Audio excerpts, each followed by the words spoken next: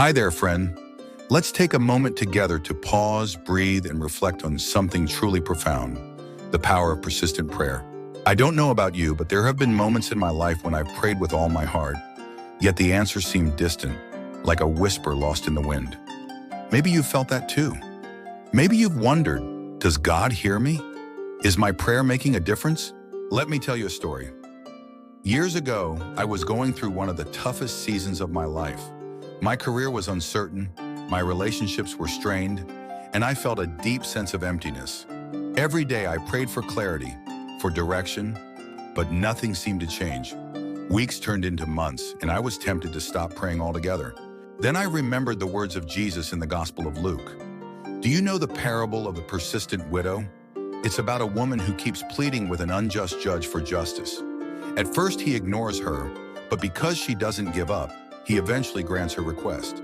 Jesus ends the story by saying, "Will not God bring about justice for his chosen ones who cry out to him day and night?" Luke 18:7. That parable struck me deeply. It reminded me that prayer is not just about getting an answer.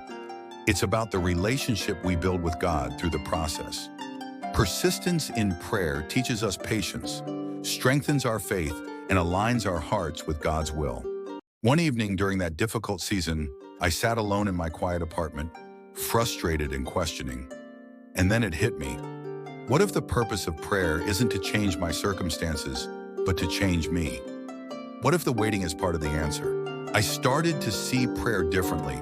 It wasn't a transaction where I asked and God gave. It was a conversation, a way to stay connected to Him, to share my fears, my hopes, and my struggles. Over time, my prayers began to shift. I stopped asking for immediate solutions and started asking for wisdom, patience, and trust. There's a story I once heard about a farmer who planted seeds in a dry season. Every morning he'd go out and water the soil, even though there was no sign of growth.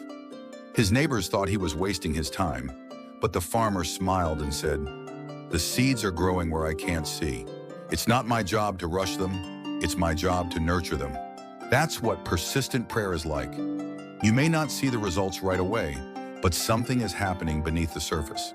Your faith is growing, your heart is being prepared, and you are learning to trust the one who sees the bigger picture.